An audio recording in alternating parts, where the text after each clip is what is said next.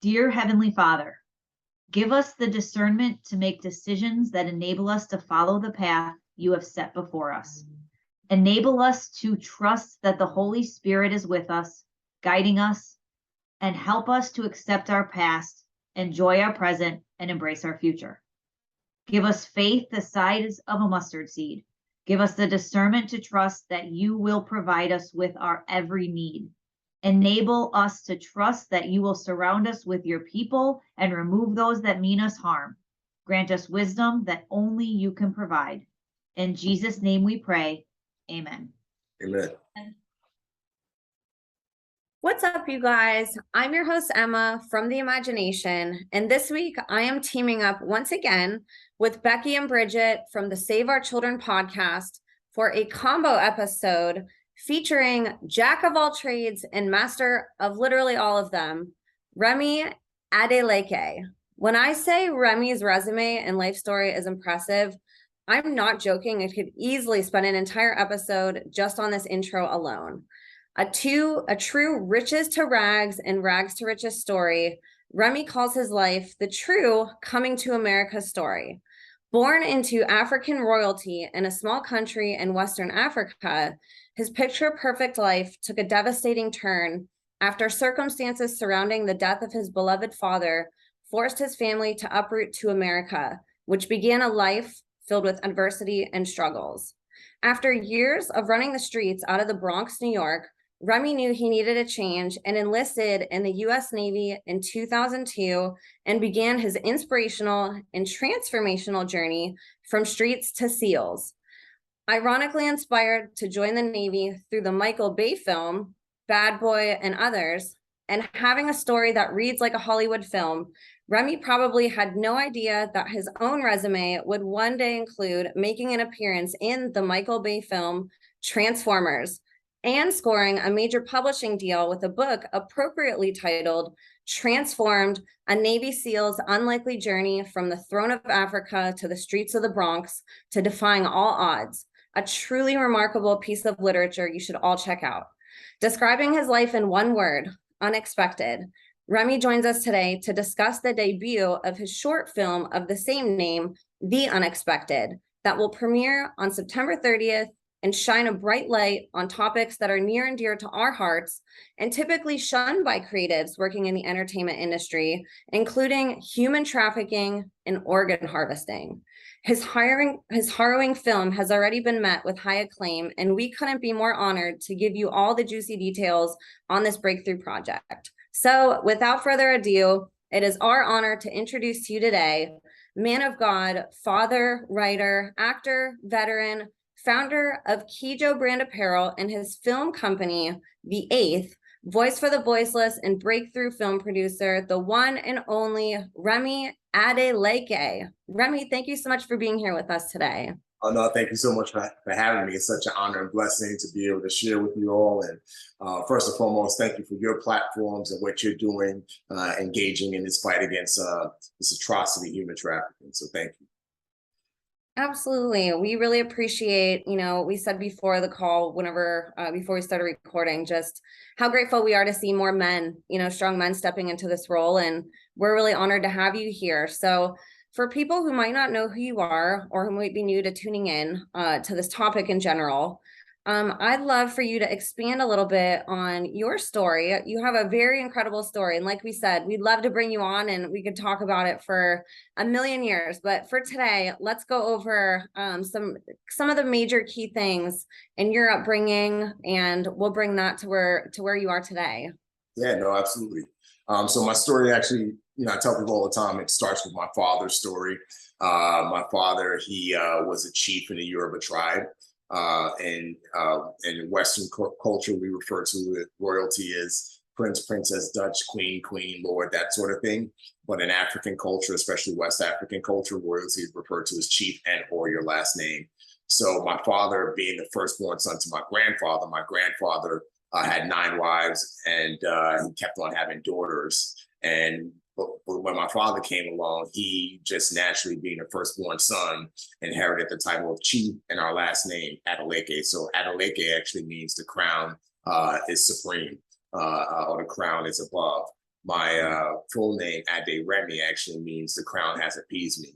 So the title chief and the last name kind of that fell upon my dad, and so he was born with this prestige, and he ended up going to London and started studying architecture and engineering, and got his master's degree in both fields. And then he started building his wealth in the West. He was one of the first Black men on the board of the World Trade Center in America. He was the first Black man on the board of the British Financial Planning Council in Great Britain. And he was just super successful in everything he did. He was, a chameleon. He tried to touch everything and just build as much as he could build.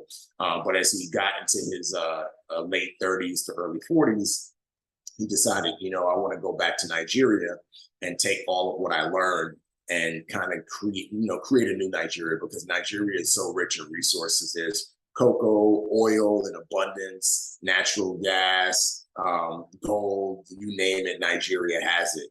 There are some beliefs from a lot of people in Nigeria that Nigeria is the cradle of civilization, and that's why it's so rich in resources, because people believe that this is where civilization and humanity started.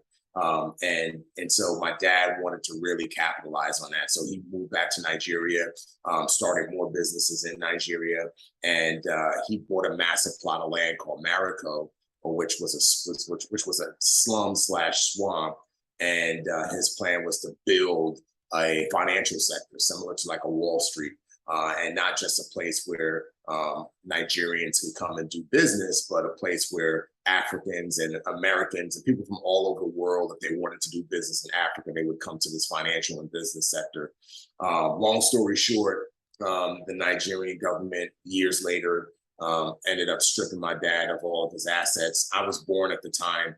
I was born right before this happened. So I'll back up for a second. So as my dad was developing his land and creating this financial sector, that's when my dad met my mom. My mom is a New Yorker, and they met in New York City. And then my mom, 5 months later, they got married and moved back to Nigeria.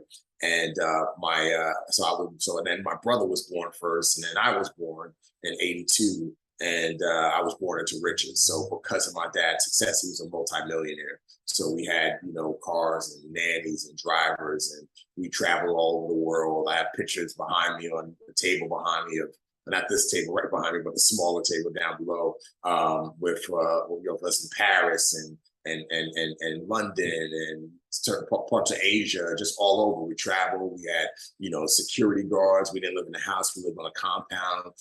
We just lived a very lavish life. And fast forward to '87, the Nigerian government stripped my dad of all of his valuable assets. The one of the first man-made islands in the world they developed, which still exists to this day, Banana Island. My dad died days later. And because so much of his financial assets was wrapped up in these projects, we went from rich to poor. And my mom, being a New Yorker, just said, hey, there's no way I'm raising my kids here in Nigeria. So she permanently relocated us to the Bronx. So that's kind of how I ended up in the Bronx. Wow. And you were at such a young age when all of that happened too. So even like that's a big transition in itself. And going from where you literally rags to riches, and like you growing up and now reflecting back on your childhood now, what would you say would be the biggest, especially with the work you do, what is the biggest misperception about you?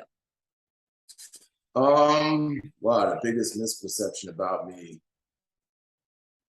Because my life is so public, and so people have read my book and they've heard my story multiple times, and people know my work ethic, from whether it's in the SEAL teams or even now, like I don't get a lot of misconceptions. Most people, it's like once you put your life in a book and put it out into the world, it's like, everybody knows you at that point. It's so funny. When I went to go speak yesterday in LA at a men's conference, I was speaking on human trafficking and just merging the idea of faith and human trafficking. And, guys came up to me, I read your book. What about this? What about that? What happened here? What happened to your friend here? And this and that. It's like, you know, sometimes I get confused for a second because I'm like, how does this person know all this? But then it's like, oh, just for a small second. And like, oh, of course he knows my entire life because I read a book and he read my book. So yeah, I don't get a lot of misconceptions because my life has been so public, at least for the last 6 years. And I love how transparent you are because, like we said, this fight, we need more men in it, and it's strongly led by women and moms. Yeah. And so we're honored to not only for your film, but the work and everything that you do and your book, even Transformed, because you're also helping the men. And you don't see, especially in society, you don't see a true leader and what a positive role model is. You have the entertainment industry put in, I would say the world in general, pushing such a dark agenda that it's such a, honestly, it's so refreshing to talk to someone and see the truth of it all. So thank you for leading that and being a great role model and example for the men to show that they can overcome their situation no matter what adversity you're faced with throughout your life. Absolutely. Thank you. Thank you.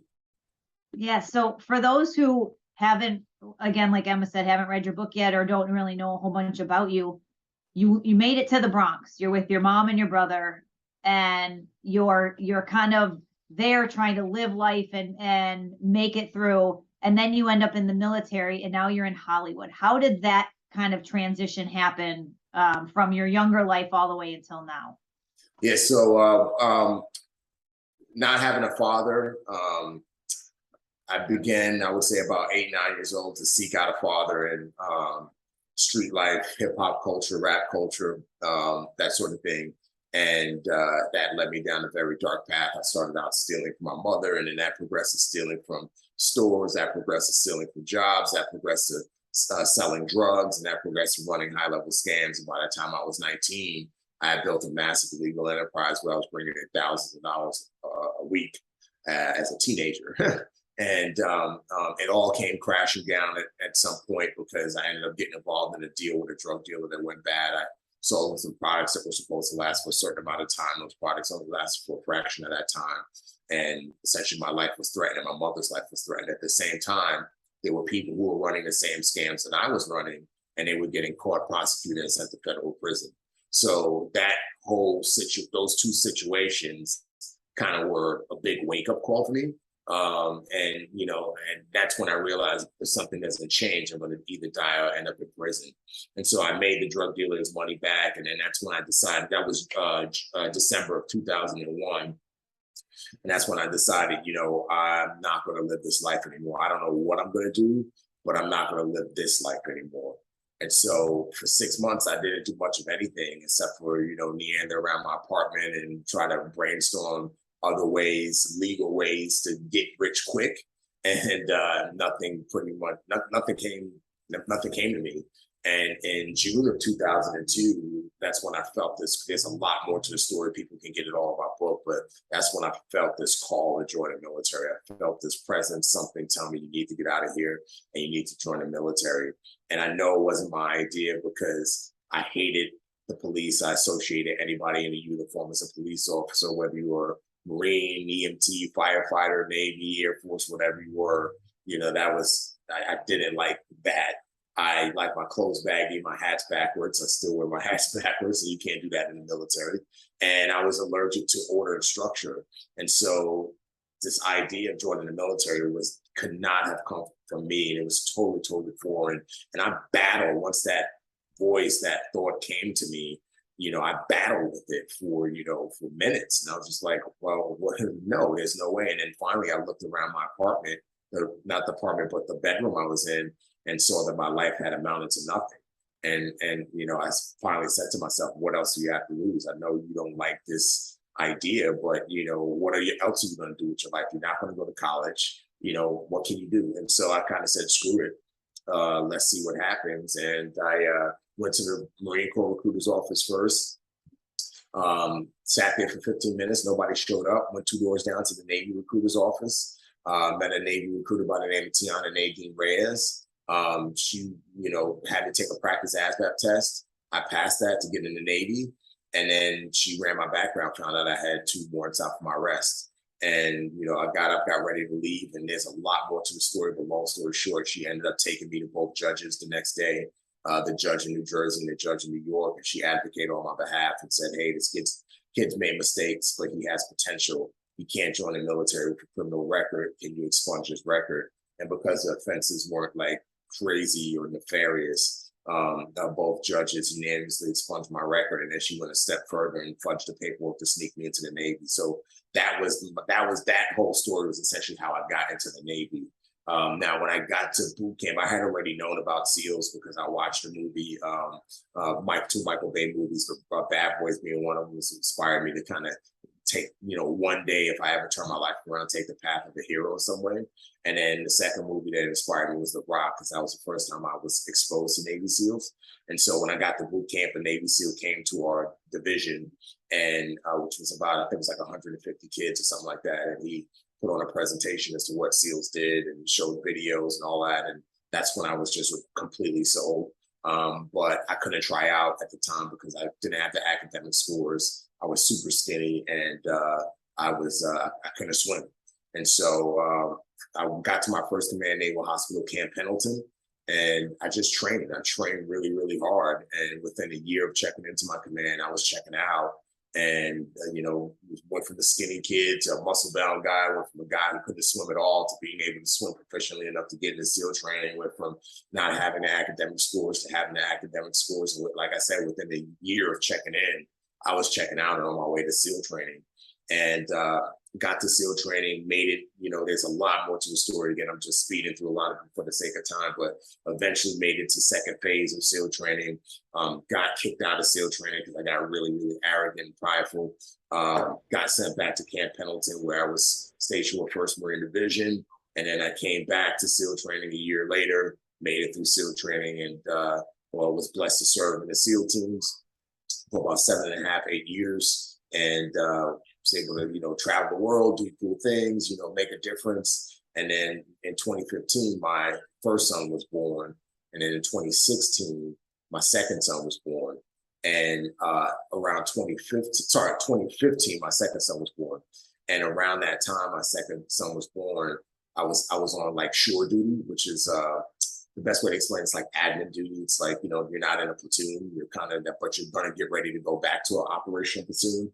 And that was what I was on track for.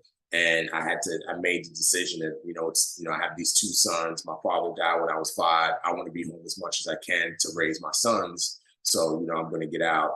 And at the time, I was in grad school. I had already got my bachelor's while I was in the Navy. And so I was getting my master's in organizational strategy from the University of Charleston, West Virginia. And so my plan was to go into business consulting. I have a family member who's a very successful multimillionaire, and and he introduced me to a bunch of his wealthy friends. And so I would do consulting with him and their businesses, and just taking special operations principles like, communication, mental toughness, critical thinking, leadership, team building, take those principles and translate them into business principles. And so that was the plan. And it didn't work out quite like I expected, but fast forward to I got out January 2016, fast forward to May of 2016 is when I was contacted by a lady who worked with Michael Bay. And I was, I remember it's Thursday, I was in my office and writing papers for grad school and not trying to pursue acting or anything, just focus on finishing grad school. And my phone rang and this lady said, hey, Michael Bay's looking for somebody with your background to work on Transformers. Are you interested? And I said, yeah, sure. I don't have anything else going on. And she said, hey, just send me some pictures and I'll show them to the director. And if he likes the pictures, then you can come. So I did that. And then, the next day I was on set. And that one day turned into 3 weeks, and 3 weeks turned into about 6 months. And I started in May, and I wrapped filming on the film December 2016. And that was my start in Hollywood. That's kind of how I started. So I was kind of weird. Thank you so much for that. Oh, sorry. Do you want to go or do you want me to? It's okay. I kind of want either way. I just want to back up because I don't want to gloss over this part, especially because the Navy. And thank you so much for that whole timeline. One thing that, like, listening to you in not only other interviews, but also in your book, Transformed, one thing that stood out to me that was like a real eye opener was your position in the Navy. And only less than 1% of Navy SEALs are African American and who held the same position as you. But I also want to talk, so I want to talk about that, but also your perspective and insight on why that may be. And especially for like those listening who want to join the Navy. And then from there, I want to transition into the education system, how that played a role in not only your childhood, but also could have affected adulthood, especially like going into the adversity that you reached later on in your life when it came to Navy SEALs and swim and all of that surrounding an environment that you were in. Yeah, well, you're absolutely right. Less than 1% of SEALs historically have been African American, and that's going back to 1962 when John F. Kennedy commissioned the SEAL teams. I think I was like around the 50th or 60th African American SEAL in the history of the SEAL teams,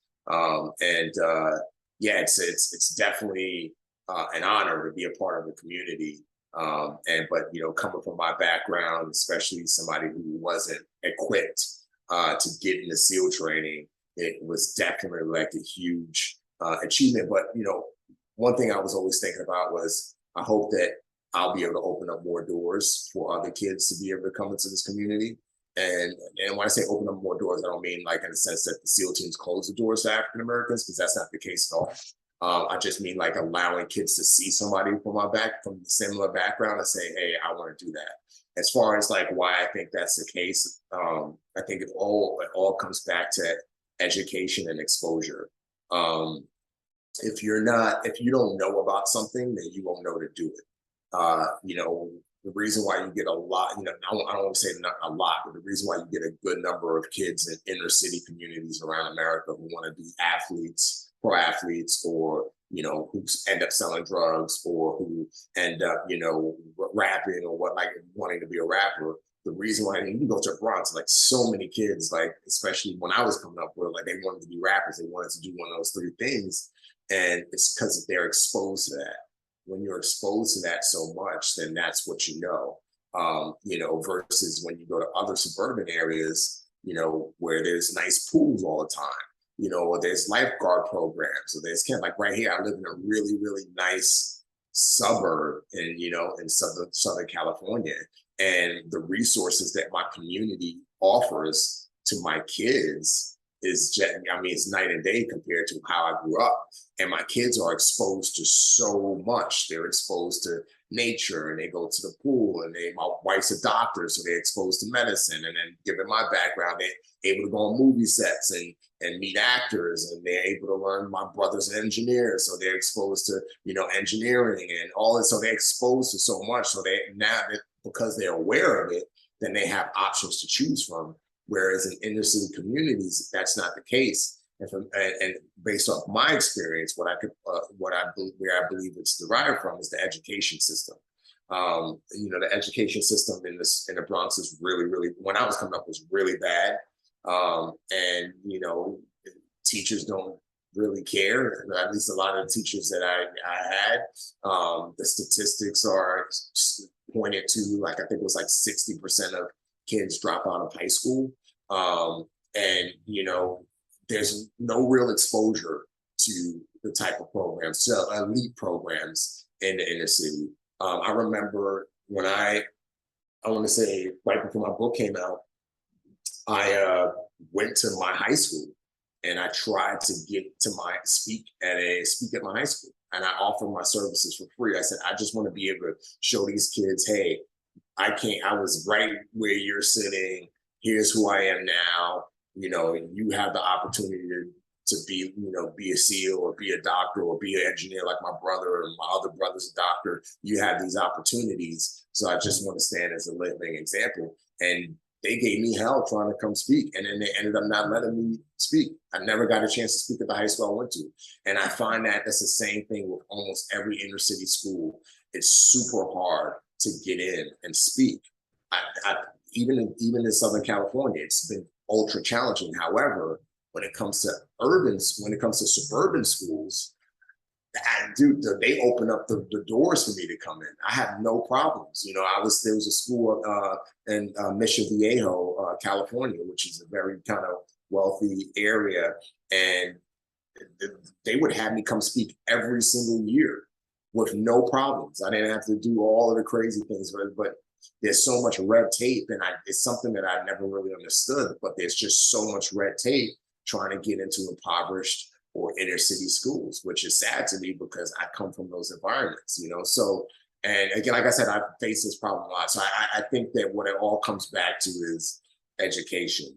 You know, if kids are not aware of it, you know, and that's why I wrote the book, because I didn't write the book to, you know, say, hey, I'm a SEAL, look at me, look at the things I did. I wrote the book so that kids, and, you know, would be from all backgrounds, especially, you know, inner cities like where I came from, they can read it and say, wow, I didn't know, like, I could do that. Like, here's an example of somebody who did it. And so, sorry, those are not too long-winded answers on that. No, not at all. That it's so inspiring. And one of the things that I wanted to highlight is that after everything that you went through and overcame, I consider you to be a survivor. Right. Right? You overcame overwhelming odds in many ways to not be a statistic, and to go from not being a statistic in an impoverished area that sucks up so many kids, you know, that don't even ever get out sometimes, Yeah. being part of this 1% statistic. Yeah. And a really decorated, you know, Navy SEALs, that's not just something, you know, anybody just does and can accomplish that. Like, only, you know, a certain little teeny percent of people even do that, much less 1% of that teeny amount, right? I'd love to know, as somebody who was previously allergic to order and structure, how did that actually help you go from being a victim to a victor, and to get you propelled on the path that ultimately changed your life, going from where you were to where you ended up? Yeah, you know, I would say I had to shed it. You know, I had to, you know, get in line with order and structure. And the way I did that was with Tiana Reyes, my recruiter. So she died 2 years after she got me into the Navy. She died of a very rare autoimmune disease. And I didn't find that out until years later, you know, that she died, because I tried to find her, and so that she could see how her decision not only changed my life, but it's allowed me to change a lot of other people's lives via my story. And well, rewinding back to that time period, she took a huge risk to sneak me into the Navy. She took a huge risk to take me to those judges. And the reason why, you know, the Navy didn't want me in was because to them, hey, once a criminal, always a criminal, you know, and which is understandable, you know, and I wanted to make sure that I proved her decision right. And I just remember in my first command, like there were times when I wanted to, you know, curse out my supervisor or get belligerent or, you know, not do my job right. And I always came back to her decision. And for me, it was always like, if, you know, if I mess up, and I'm going to prove the system right that didn't want me in. But if I do the right thing, then I'm going to prove Tiana's decision right. And then that could potentially open up doors for so many other kids. To this day, I get contacted from kids all across America. And they say, hey, not just kids, adults who say, you know, I want to join the military, but I had this misdemeanor, or I made this mistake when I was a kid, and like no recruiter won't touch me. I've been like blacklisted. I can't, like, what did you do? And my answer is always the same. It's like, you got to find somebody that's going to take a risk and, you know, share my story with whoever you're dealing with, because, you know, I was able to stay on the straight and narrow. So how I overcame, you know, my allergy to structure and order was I always kept Tiana at the forefront. And I made sure that, you know, I wanted to do her proud and honor the decision that she made, because she didn't have to do that, you know.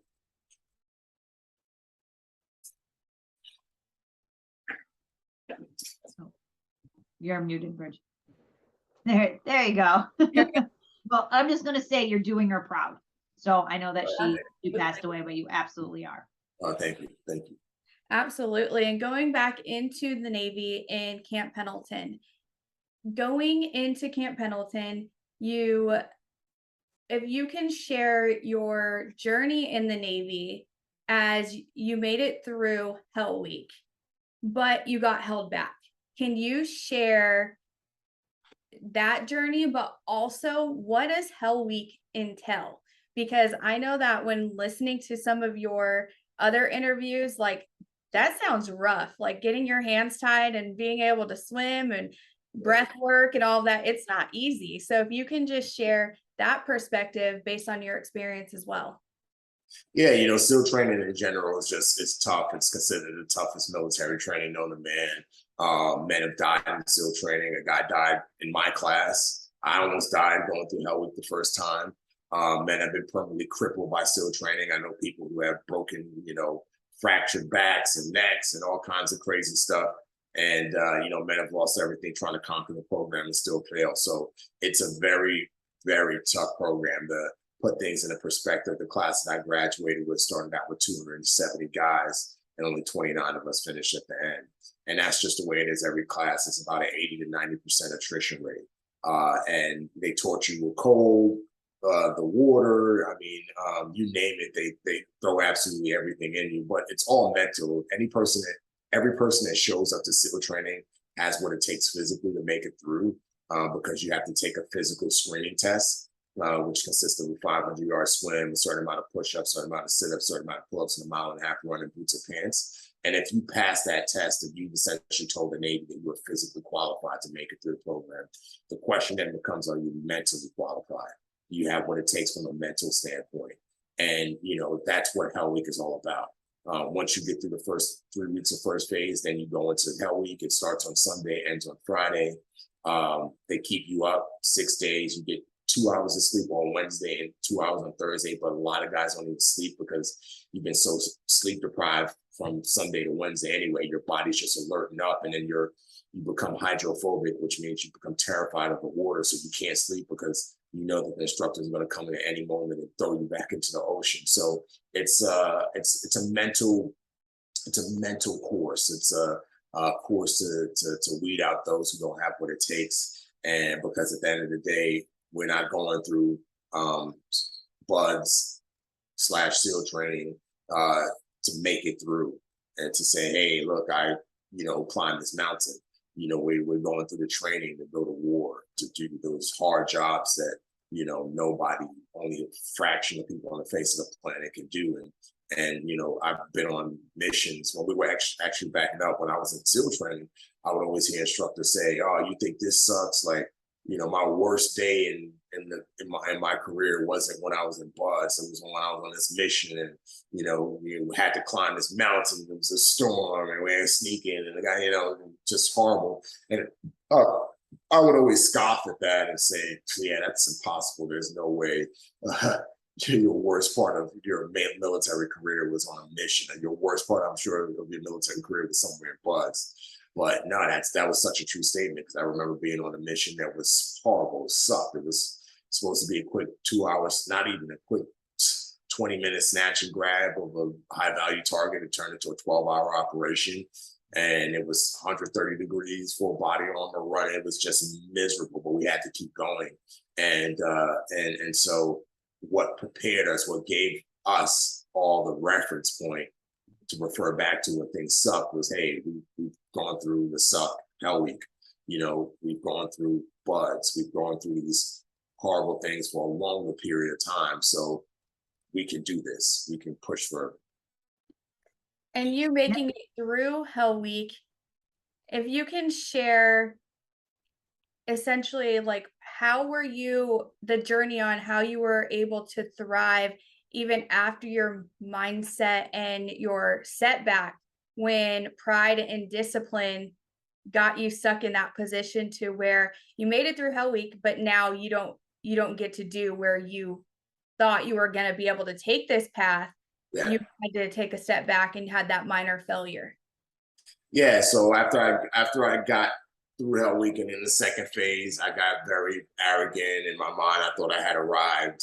I was partying on the weekend, going down to the Gaslamp district, and chasing girls and all that. And on the weekends, on Saturday and Sundays, the instructors would show up on their off time to work with anybody that had a deficiency. So if you struggle with a dive evolution, or you struggle with the obstacle course or swimming or anything, the instructors would show up on their off time to work with you, because once you make it through Hell Week, the military has invested a lot of money into you, and they want to see you make it through to the end. And so that's why they show up on their off time, to make sure that they can help coach you through whatever struggle you have. And I was too busy staying out till 2 or 3 in the morning, waking up at other girls' house and apartments at in this 5 a.m., 6 a.m., 7 a.m., that I was too tired to show up to remediation on Saturday and Sunday. And like I said, I thought that, I had already arrived. And I ended up failing 2 swims, my first 2 swims in second phase. And then I failed a dive test 4 times. And that subsequently sent me to an academic review board, where I was kicked out of training. But I always remember that was the first time in my adult life that I took responsibility for my actions. And that's where I learned a lesson that I try to pass on to people every day. And that's this, failure is only a failure if you don't learn from it. But if you learn from it, it's a lesson. And so the lesson that I got out of that situation was, one, never show up to anything in life unprepared. Always prepared. You can never be too prepared. In my opinion, you can never be too prepared. And the second thing is, when you reach success, you must remain humble, because if you don't remain humble in the midst of success, pride will bring you down. Pride will eventually destroy you in some way. And that's what happened to me. I got some levels of success, and then I got super prideful, and I carried those lessons with me back to Camp Pendleton. As a matter of fact, the day after I got kicked out of SEAL training, I was in the pool in my apartment complex working on the stuff that I needed to work on. And I didn't know if I would get a chance to go back to SEAL training. I didn't know when or if or anything. I just knew that in the case that happened, I would be prepared for it. So I just trained, and through the grace of God, I was able to get back way earlier than a lot of other guys. I got back like a year later, and I remained humble, and I was super prepared, and I made it through.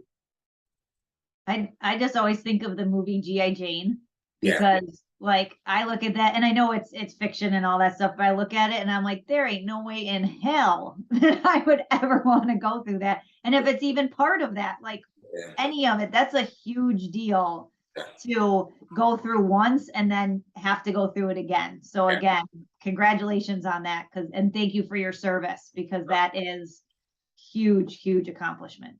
Oh, thank you. Thank you. One of the things that I wanted to ask you, just because I love that story of the underdog excelling. I think it's incredible. And I think we all go through hard times, no matter how developed you are mentally, physically. Everybody wants to quit at some points in their life. Yeah. As a child who didn't, I know that you were very young when you had this really luxurious life, and that was taken from you at an age when that's really hard to understand for a child.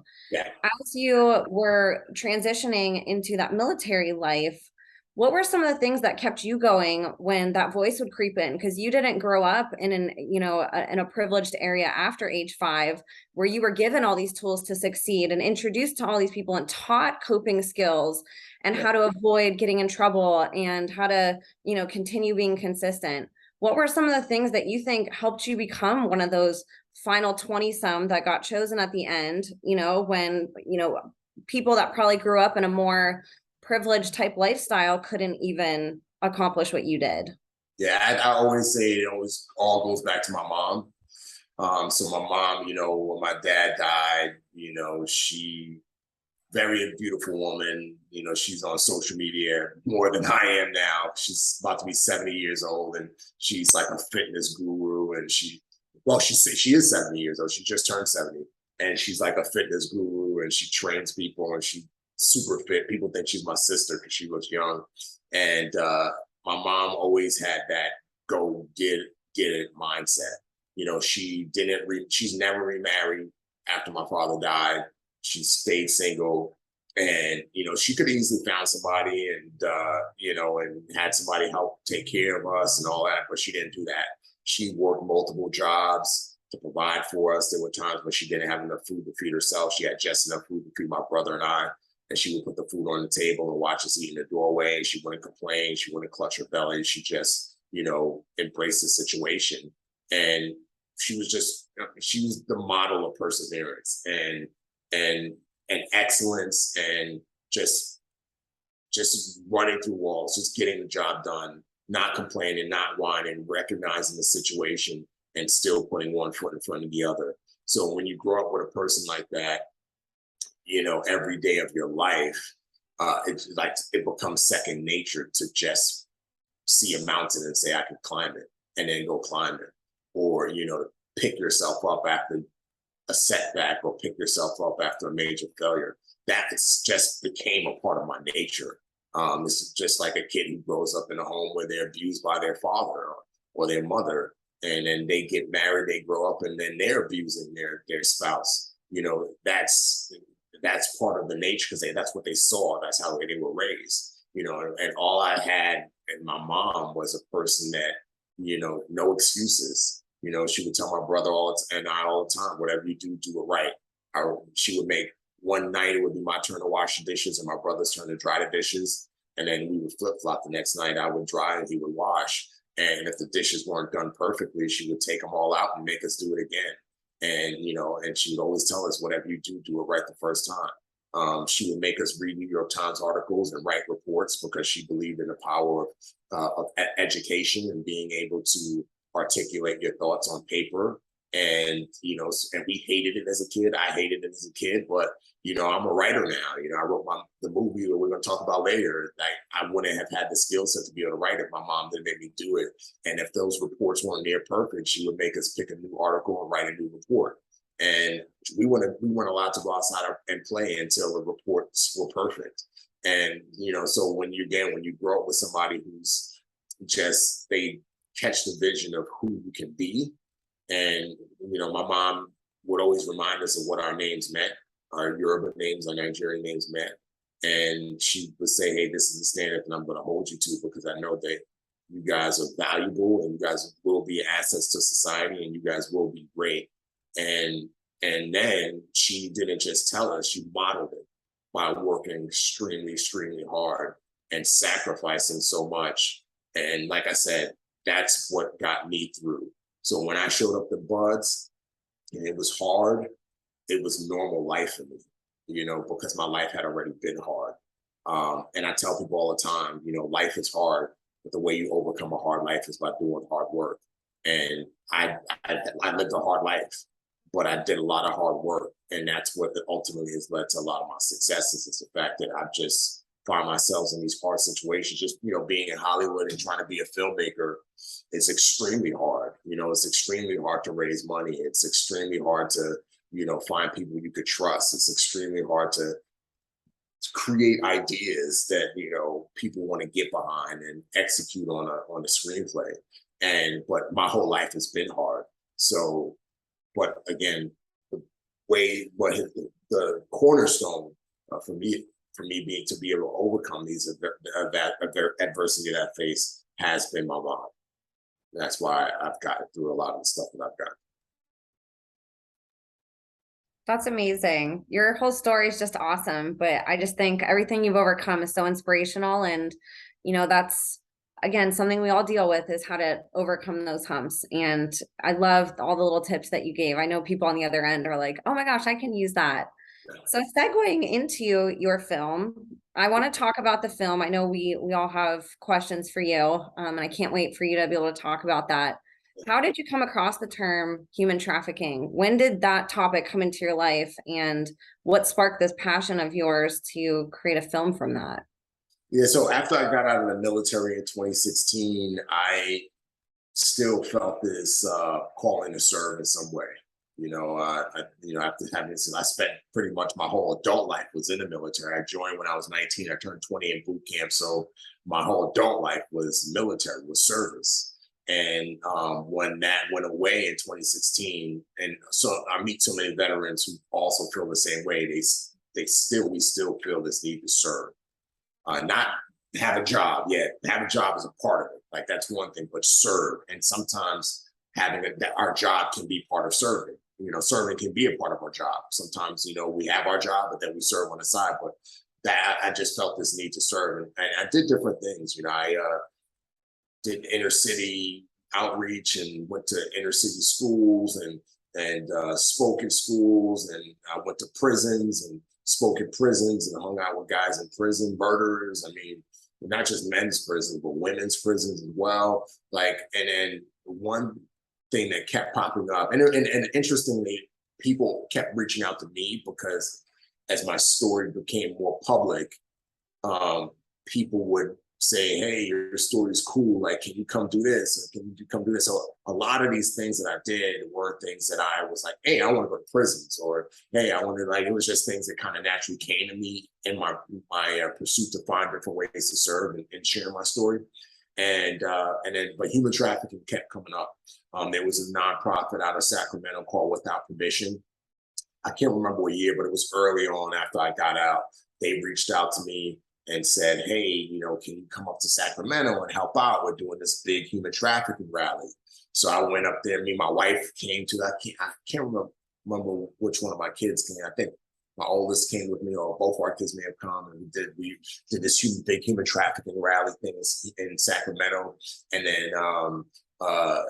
then Slave to Nothing reached out to me a few years later, maybe 2 or 3 years later. Slave to Nothing. This was years later because this Transformers had already come out. So this was either 2017, 2018, and Slave to Nothing is the founder of it is the owner of In-N-Out Burger, and Lindsay. And so she reached out and was like, hey, can you help out with this charity bowling game for my human trafficking nonprofit? So I was like, yeah, no problem. So it was just a recurring theme. And like another nonprofit reached out to me, I want to say around early 2018, and because there was a SEAL that worked with this nonprofit that specialized in rescuing kids and women trapped in human trafficking. And the SEAL, his name is Dave Lopez. We were in buds together. We were in SEAL training together. He's like, dude, we're always looking for SEALs and former special operations guys to go down and do deployments and help with rescues, or help train local police to do raids and stuff like that. So I was like, all right, cool, I'm in. And so I went down to South America with the nonprofit, and the big eye opener for me was we went down to DR on a trip, and we were in this particular slum that was, it was a slum. It was bad. I've been to some slums in this world, a lot of that, but this was like nothing I had ever seen. And we were walking down this small road. It was like a small road that only like not a motorcycle, but the moped type vehicle that they would drive on. And there were all these shanty shacks that people lived in on each side. And this particular slum we were in, the parents would sell their daughters to traffickers, and the daughters would be taken to the north of DR, and Westerners would come have sex with the daughters, would pay for sex. And this is Americans, this is people from Europe, and we know that the profile for men who travel overseas to have sex with underage kids are American men. And so in this particular slum, the parents would sell their daughters to the traffickers in the north. And as a parent myself, I couldn't quite grasp that concept. It was just like totally foreign to me. And our liaison, I was asking a lot of questions just naturally to understand, because that's just something. My dad was an engineer, and so I kind of had my dad's engineering mind of like wanting to kind of figure out, like, get to the solution. How does this? And so the liaison pulls me into this chapel that was no bigger than maybe 3 toilet stalls in a public bathroom. And at the end of the wall was a casket, and there was a 6-month-old baby in a casket that was dead. And the liaison explained to me that this particular baby died because the mother, she wasn't getting enough sustenance, water, foods, and so on. So her milk dried up. And so she got some formula and she mixed it with the local water. Now, this particular slum, you're not supposed to drink the water. You drink the water, you die. And that's what ultimately killed the baby, was the baby had this water, this bad water mixed with the formula. And so what he was kind of trying to explain to me was that this is the plight. These people are so desperate. For them, it's either we sell our daughters or if it's a family of 4, we sell our daughter to the north and then we get money and we get, so we can get food and water and so on and so forth, so that we can feed and clothe and, our other kids, or all of our kids die.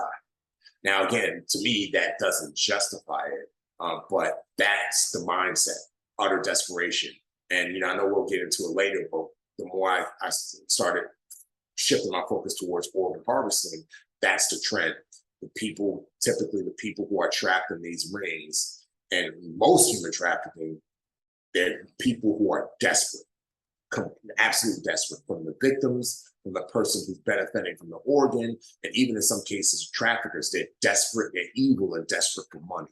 And so, when I got back from that particular trip, that was 2018, that was July of 2018, I'll never forget, because when I landed in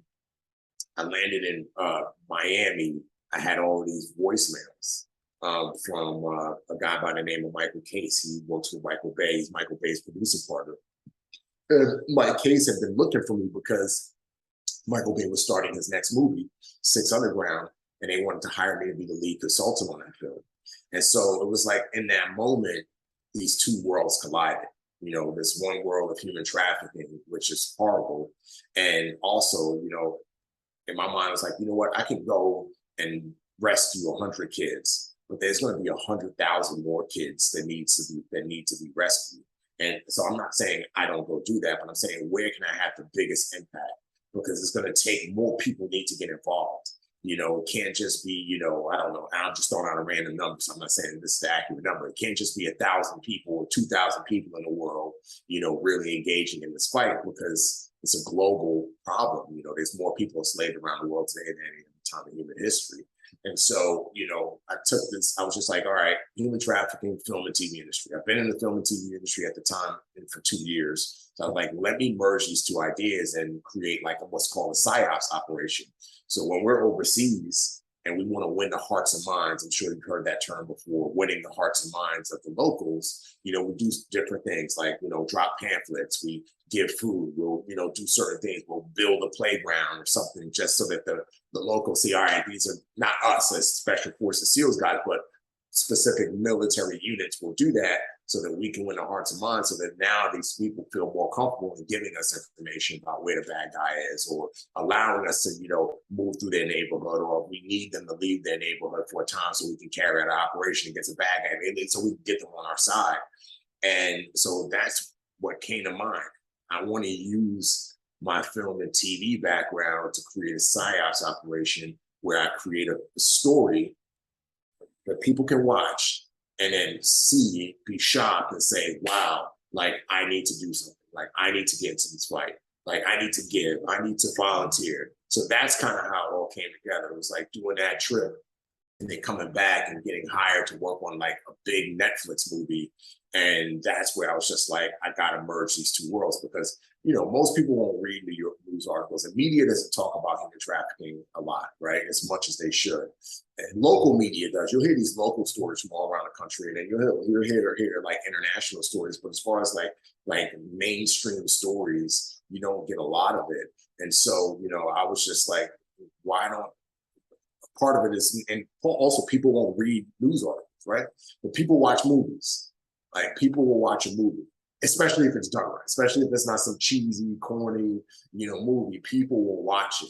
And so, I just figured, I want to create a movie that people will watch and then be inspired by or motivated by to go do something. And that was kind of where it started. And so, I want to say it was a longer journey, but I wrote a TV, what's called a TV treatment for a TV show that was called The Unexpected. And I finally got it done and submitted in 2020, in September 2020. I know because I just had to look this up for contract reasons the other day.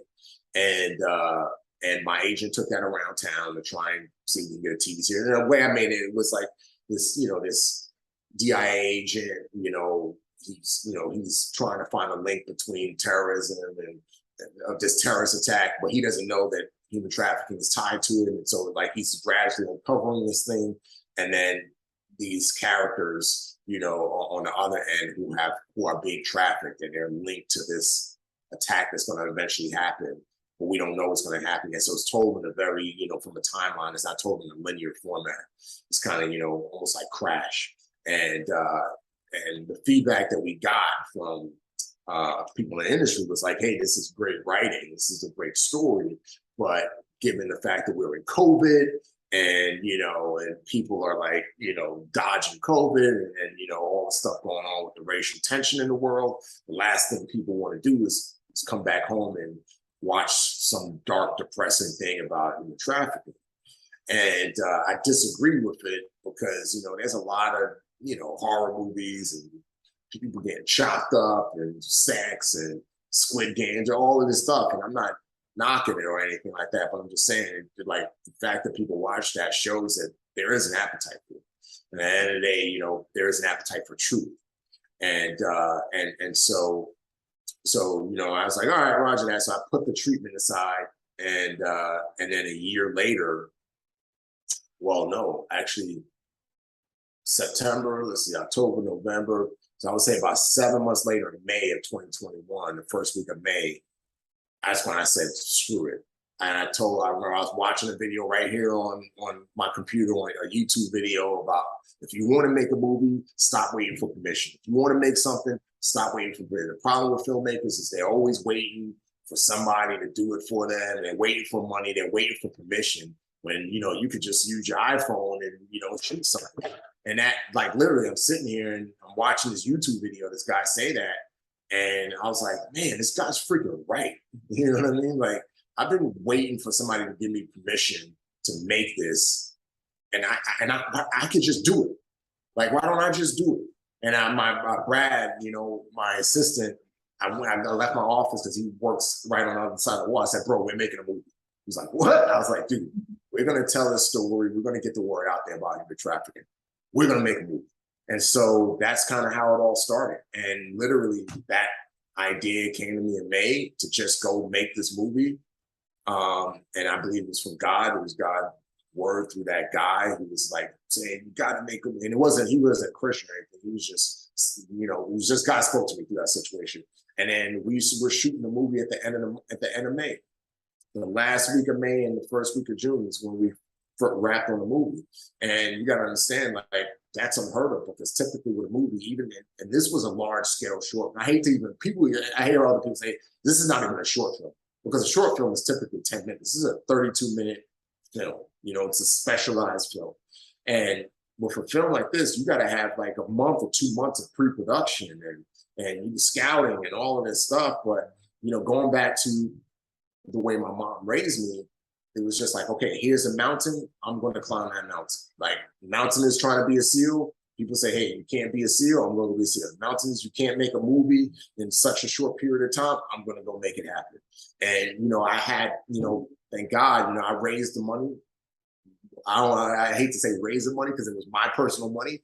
I raised $150,000 of my personal money out of my personal savings account. And I had another guy give me $20,000. And that's how I made the film. And I found put a message out on social media. Hey, I need a private jet.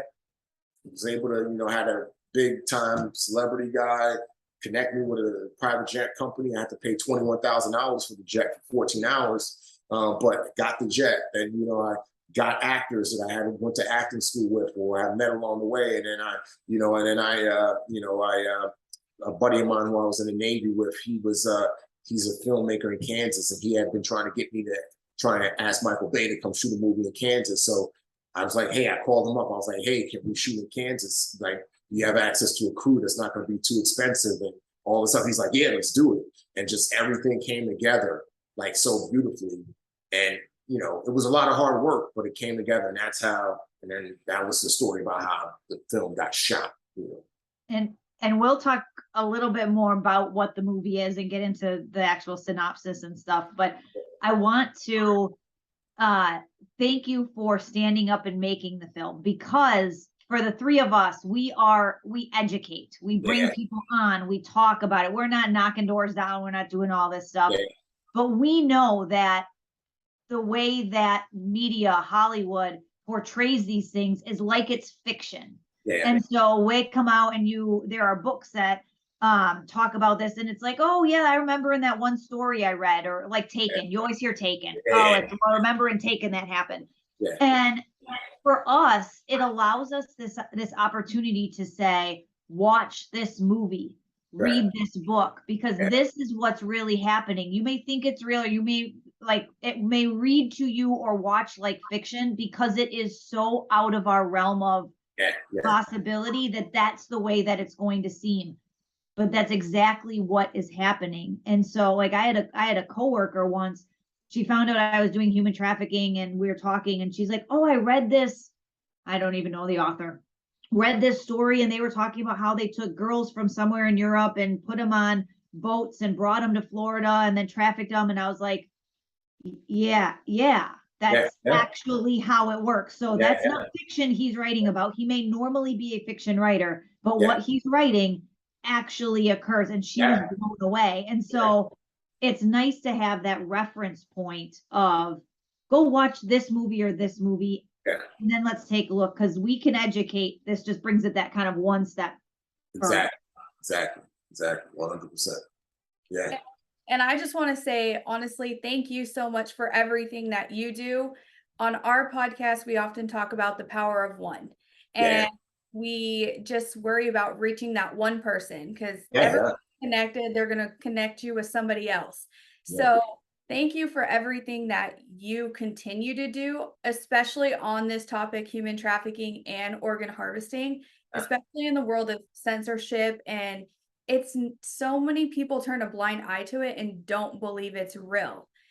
So we often say everyone has a story. So thank you for not only your service, but also your experience, not like in childhood and through the whole military background, special ops, and really bringing this to life, because it's something that people have to see. So many people will not get involved until it hits home, sadly, until it's at their front door or someone that they know. And it's so frustrating, especially as working with survivors and advocating, and you've seen it firsthand. And it's so sad about all the gaslighting that happens. So we are honored to share this film, because it has to hurt. As much as people sit here and say the whole pandemic and there was loss and all that, but no matter what angle you come in from, the center and the root has always been human trafficking and the children.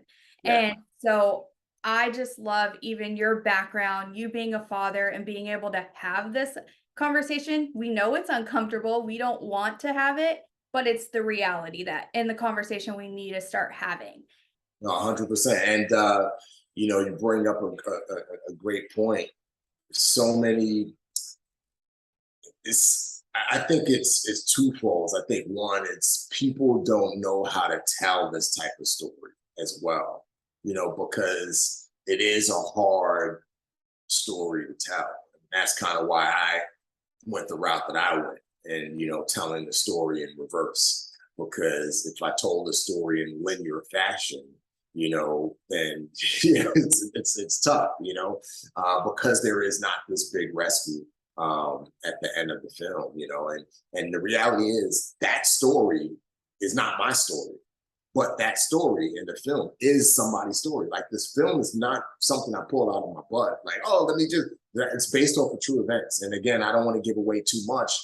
You know, we kind of talked about offline. We don't want to give away where these victims come from, but you know, this actually happened, and it was a genocide that took place, you know, not too long ago, and there's still people that are recovering from that event that happened with those specific people in the film.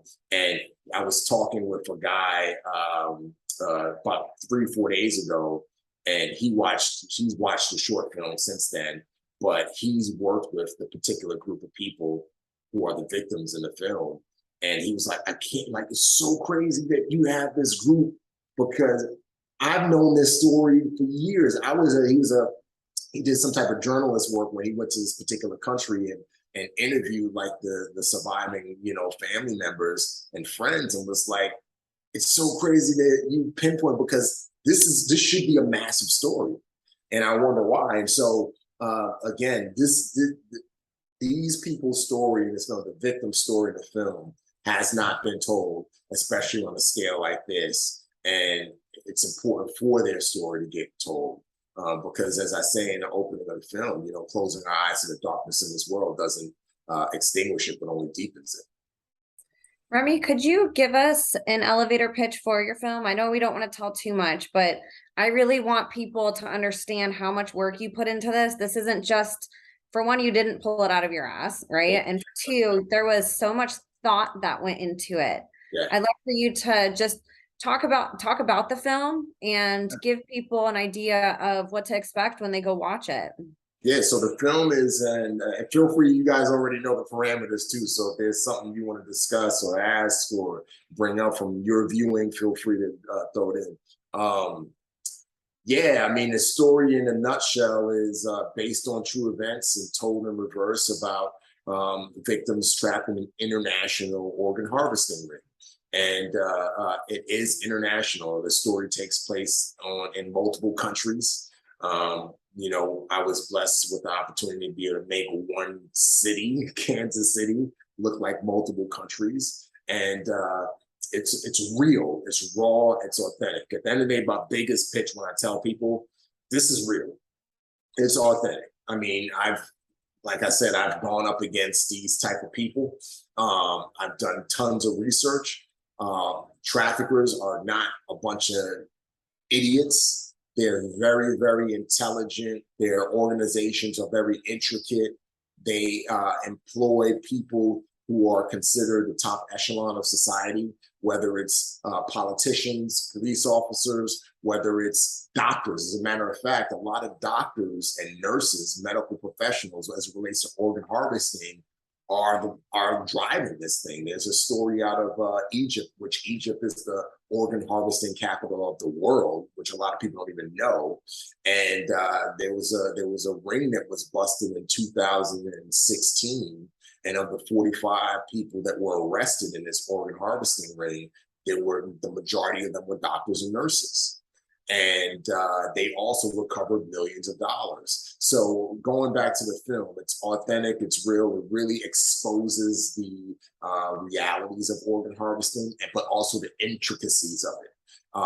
And we have a follow-up film. There's a film that the short film just got picked up to be a feature film, which is a full-length film. And that story takes place 5 years later. And in that film, since I have more time, I go into greater detail of the intricacies and the complexity and how much of a reach these organ harvesting and human trafficking rings have.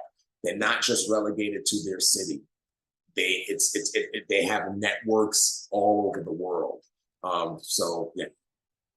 The thing that we talked about earlier, and you brought it up a little bit ago, about how you told the story actually makes it a little bit more palatable as it's going through. So if you start at the beginning of the story, the way like chronologically it should go, it would truly seem more fiction. Like that would never happen. But if you start at the end and you work your way backwards, so as the viewer, you get a little bit more information and a little bit more information and a little bit more information, and then you start piecing the story together. And you don't realize, you said it's international. I think that it's 3, 4, 5 countries you have them going to. And it's like, wow. Okay. So this part here is, and I'm not giving things away. I'm specifically being vague, but this area here ends up here and then also includes this place here. And you would never even think how vast it is. Like, you think, oh, well, that just happens over in the Philippines, or that just happens over in China, or that is, and it's like, no, wait, it does, except it's also connected to South America or the US or Europe or wherever. But the way you make it all work is so, I don't want to say easy to watch. The topic itself is not easy to watch, but it's easy to watch where you're like Yeah. you're done, you're like, whoa. Yeah. And that was the goal, you know. And that's why for me, the private jet, that's one of the reasons why the private jet, that specific private jet was important. I had the opportunity to get a free private jet, but it was a small one. And there's no way realistically it could jump. It could get from this place to this place to this place, no way. And so the reason why, you know, I was so hardcore with my line producer about, hey, I'll spend the $21,000 is because I wanted to keep it realistic. So one thing we know, and I'm sure you all know this, there are traffickers who are connected to not just the Middle East, but also Eastern Africa, and they move girls into Dubai and other countries. How is it done? It's done via private jets. Even in the US, like some victims have been moved via private jet, definitely in South America. And with a private jet, you don't have to worry about, you know, in a lot of cases, especially in other countries, you don't have to worry about going through strenuous customs and getting searched and all of this other stuff. You have a free pass. And, you know, and some of these girls, they'll get on a private jet looking, you know, and thinking that they're going to, you know, a job or going, and then they end up getting to this particular country, their passports get taken. And before you know it, they're enslaved, you know, for the rest of their life or taken. And so I say all that to say that it's good. I'm glad that you pointed that out, but that was why the private jet in the film was so significant and integral to the reality of this, because this is how these people operate. It's not just, yes, people are trafficked via vessel and boats and ships. And a lot of that is happening. I live in San Diego, and, you know, San Diego is one of the biggest hubs for human trafficking in the country, if not the world. And, you know, so we do have the vessels that get moved in. Same thing in Florida and Houston, right? But, you know, there are bigger tiers, bigger levels of this thing where people are using these high-end, you know, vehicles, aerial vehicles to move people. And customs and police and normal people, you know, they don't think anything of it, because they're like, here's this rich guy with his, you know, with this girl, with these kids. You know, I remember about, I want to say 4 months ago, I had to go somewhere for a TV show, and a driver came to pick me up in my house, and he started his own transport business. And, you know, we got to talking about the film because he was from, I forgot where he was from, but anyway, we got to talk about the film, and maybe somewhere in Eastern Europe, and that's how we got on the topic.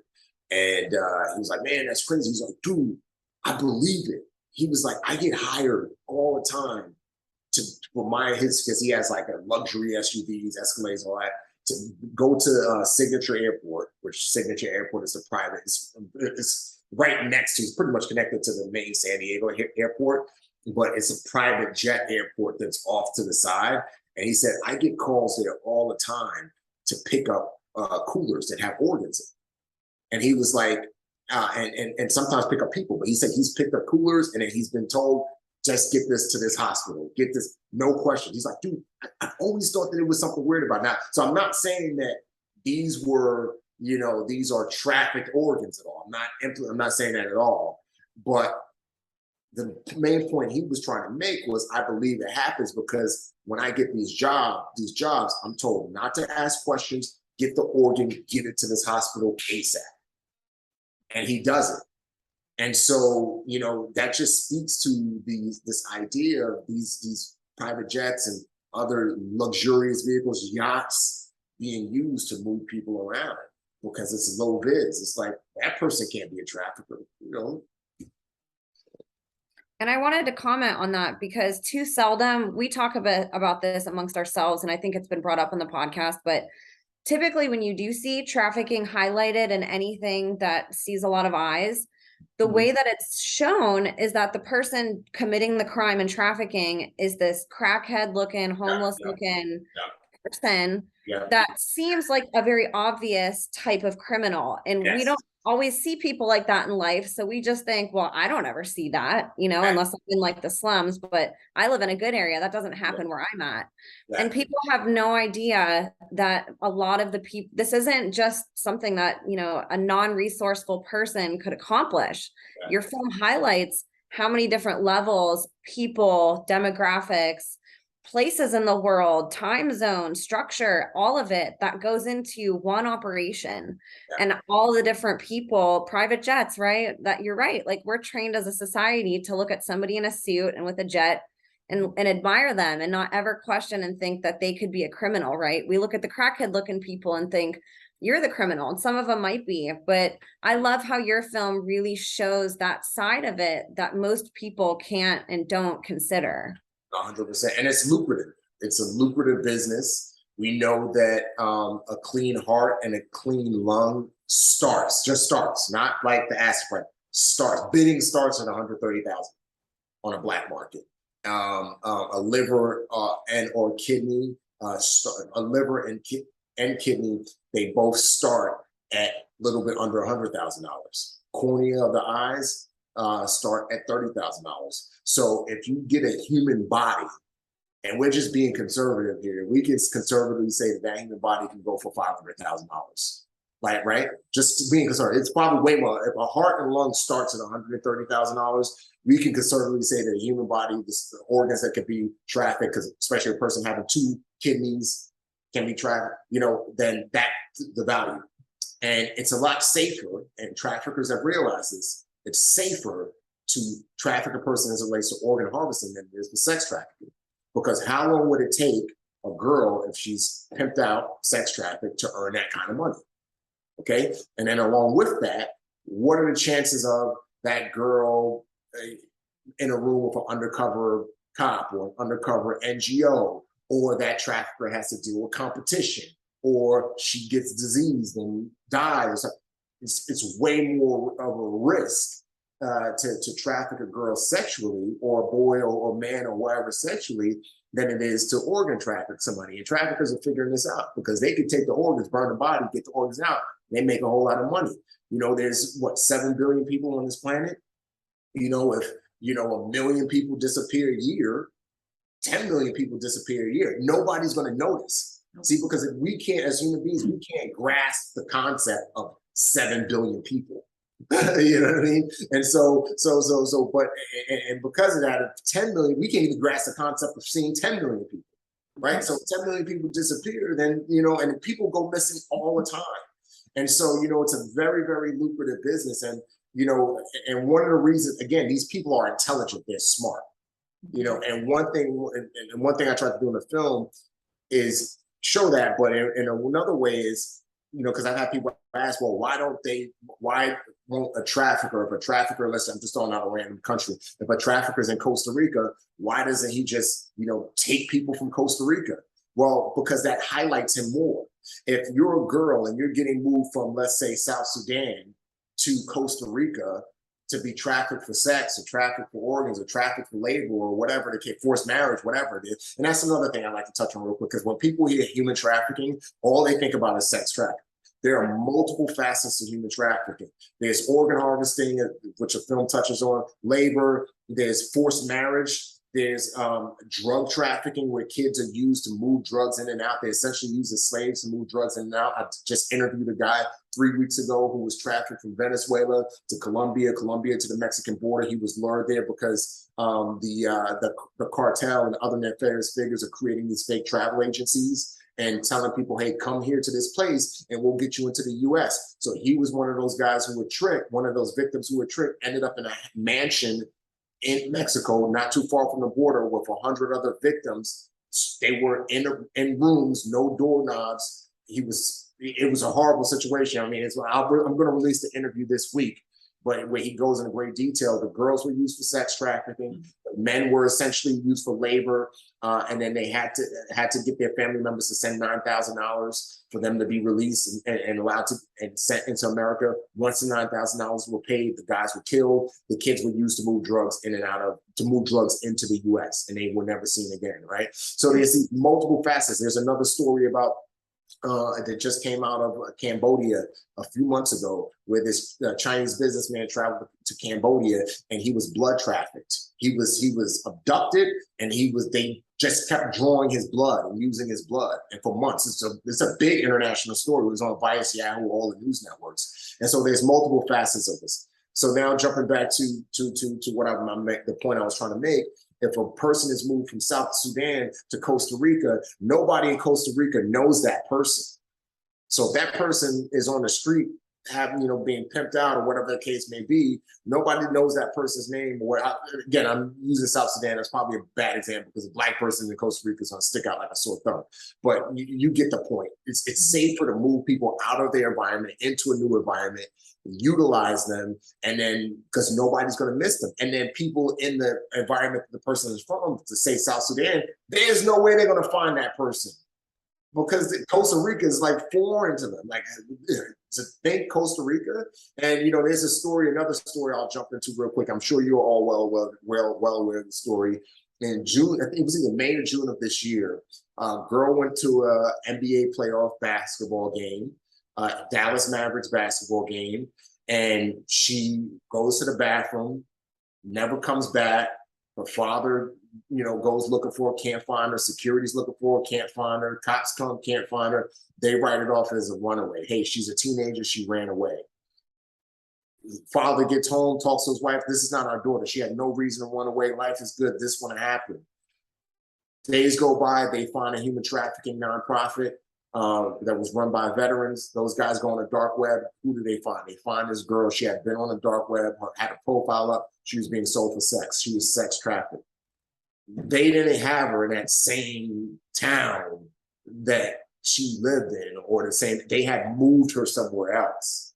And thank God these guys, they were able to conduct a sting and rescue the girl. And some of the traffickers that were at that particular place were at the game that day. So it's one of those things where, these people are smart, and it's not, and some people say, well, why don't they just do it this way? It's because they're not simpletons, they're intelligent. Well, and they caught her on social media. So it wasn't like they just went in and took her out of the bathroom. They actually connected with her and spent the time to know her and pretend like make a relationship and all that sort of stuff. So again, you're right. They aren't simple people. They know exactly what they're doing. They know exactly how the brain works and how we are not going to be looking for somebody in a place like even just take America, take all the other countries out. If somebody from, I don't know, say North Carolina is now sitting in Phoenix and people in North Carolina are looking for them and they're in Phoenix, we don't know that somebody is looking for this person that is in North Carolina. We don't know that person, but we don't know, they don't stand out. They don't look different or whatever. And so we don't realize that anybody is looking for them or that there is any sort of issue. Exactly. So we do actually have a question back on the organ harvesting. I'm sure I know the answer, but I'm trying to get your opinion, because in the movie you're specifically speaking of one organ. Yeah. In that situation, after they take that organ, would the traffickers then take all of the other organs out of that victim? Yes. Okay. Yes. That's what I would have figured. So for the sake of time and just focus the story on the heart, it was just on the heart. But typically, yes, the kidneys are going, the liver is going, the lungs are going, cornea is going, absolutely everything. And a lot of people don't understand this concept of organ harvesting, and I can get why, because a good number of people are healthy for the most part. They're not people who are desperate or who need a lung, who need a kidney, who need these things. 4,000 people die in America every year because they couldn't get a kidney in time. right? And so, you know, it's just another example. About 3 weeks ago, I spoke at a funeral of a kid, got in a car accident, 21 years old. He was a donor, and his heart went to a 25-year-old girl. His lungs went to a 20 and saved her life. His lung went to a 27-year-old man, saved his life, and each of his kidneys went to 2 other recipients, and their lives were saved. The number of people on the list for the heart and the lungs, just the heart, just the lungs, was super low. But these lucky 4 people were able to get what they need so they could live. You know, it's just one of those things where the everyday average person can't grasp this concept of organs and the value of organs. Organs are very, very valuable, especially on the Black market. And people are desperate. When you have a child that's dying, or you yourself, and you just want to be healthy, you will go to extreme lengths. There's a story out of Costa Rica. You know, I could jump back to Costa Rica as a real example now, but where this Israeli doctor was brokering, I'm not sure if you've heard this story, but he was brokering kidney deals. So Israelis who needed new kidneys, they would fly from Israel. This is all open source. People can, all they got to do is Google Israel, kidneys, Israeli kidneys, and Costa Rica. And what he was doing is he was working with local Costa Rican traffickers to find desperate people who were willing to sell a kidney. And they would find the matches, and because of the poverty, people would sell a kidney.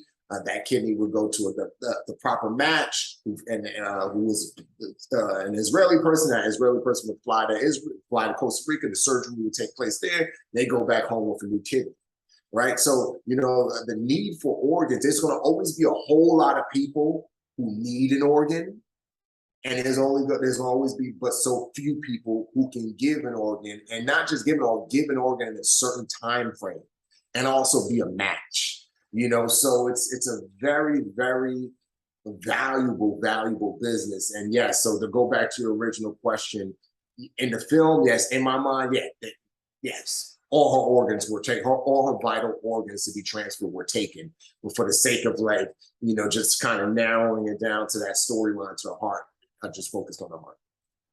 Well, one of the things for me that I was really struck by, I spent over 15 years of my life working in health and wellness. Yeah. And slowly learning about the different ways that extra money can be made by certain professionals, right? And so learning about this statistic that, let's just say hypothetically, as an average, a human body is worth $500,000. That's essentially, if you're going through a retail line, which that's what happens, that's like wholesale. And so then you think at the very end, say in a hospital, what does that number look like at the end in order to make a profit, if that's kind of the starting point, right? And so that really struck me in my heart. And one of the things I wanted to ask you, I don't know if you researched this or if you'd have insight, but if I believe that this is happening in hospitals, it happens everywhere, right? But is it really that unregulated to receive an organ within a hospital? Because that is really disturbing to me, thinking about somebody coming in a back door with a cooler, and this isn't like accounted for in some way, shape, or form. It's just being, you know, transferred and then, you know, surgically implanted into somebody. And I don't know if you know anything about that, but I'm sure that there's some really, you know, twisted things happening that people don't think about. Yeah, as far as American hospitals, there's only been, from my memory, all research I've done, there's only been one prosecuted case, organ harvesting case. And I think that was about 5-6 years ago. If somebody Googles it, they could probably find out all of the legalities and all the stuff, the story behind it. What we do know is people do travel from the US to foreign countries where the transfer of organs are not as regulated. That has happened, and it still happens to this day. And so that's why the film focused, because that actually happened. You know what I mean?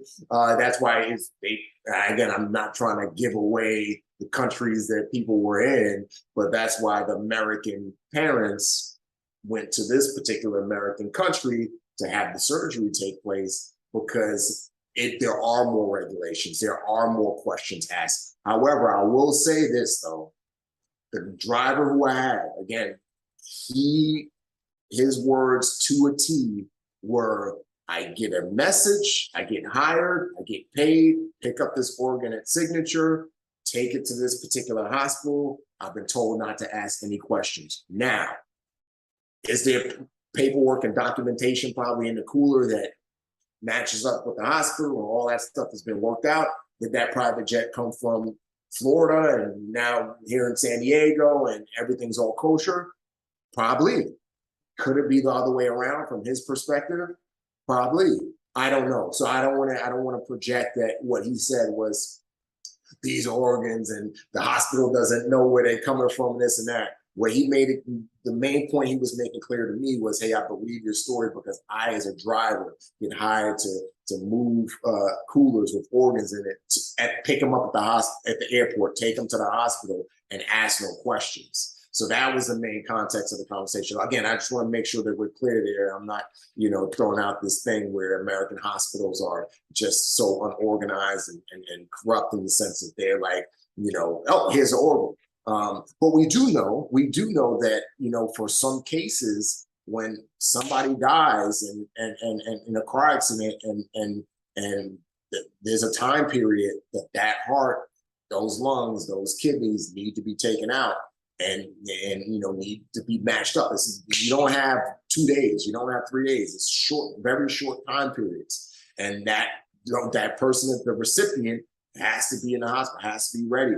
And so can there be a situation where in the fog of war, something happens? I'm sure. Am I saying that it is? No. And that's why my film doesn't focus on it. It focuses on what I know actually has happened, which are Americans and other Europeans and people from other countries that have wealth will travel to other places and have transplants illegally on the black market.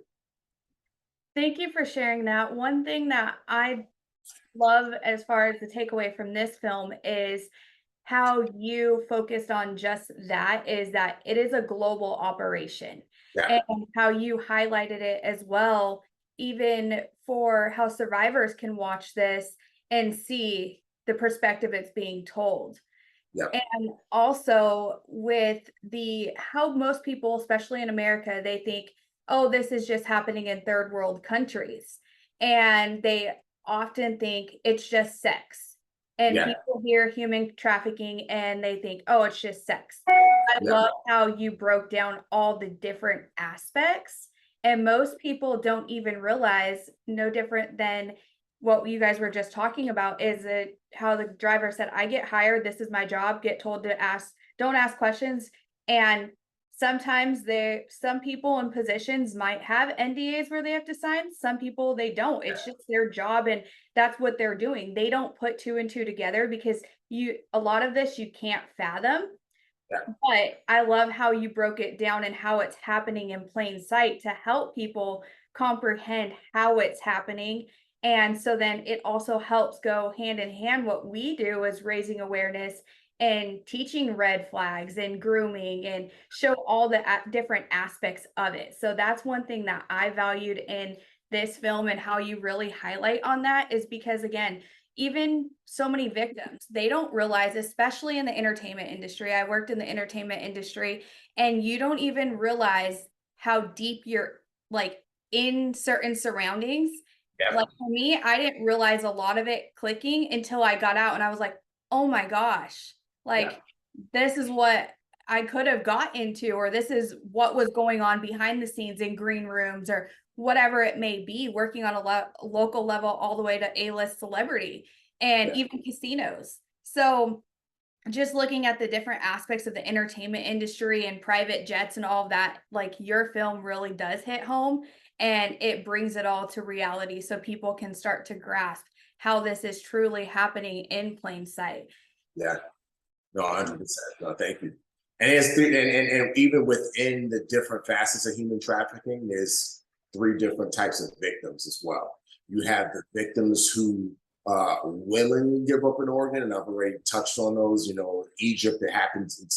Egypt is the organ harvesting capital of the world. There's so much poverty there. You get migrants who come from other countries who they just want a better opportunity, so they willingly sell an organ on the black. It doesn't make it legal. It's still illegal, but they still do it, right? So you have those cases. Then you have the cases of the people who are tricked, who they're told, hey, you're going to go do this in this country. Case in point, there's a story of a woman out of India, true story. Again, all of these stories I'm sharing. People, if they're like, oh, I don't believe that, just type in India, woman, whatever. As I share, and it all pop up. This is all open source. This woman in India, she was in a lower caste system. She received a message one day saying, hey, you have a job opportunity in New Delhi. She's like, yes, because in the caste, which a lot of people don't even realize this, but especially trafficking is a massive thing in India. A lot of parents will sell their girls, their daughters, into sex trafficking. It's a big thing. But going back to this woman in organ harvesting, she gets excited. She goes to New Delhi. Her employer, I say that in air quotes, puts her up in an apartment, tells her, hey, tomorrow you need to go get your medical checkup in order for you to start work. She's like, absolutely. I just happy to have a job so I can, I can actually have a life. She goes to the doctor's appointment. What kept her alive was her attentiveness. After she got undressed, she overheard the doctor and the nurse in the other room. The nurse told the doctor, yep, she's giving up these organs. The woman gets dressed really quick, or runs out of the clinic, and reports the clinic and her employer to the local police.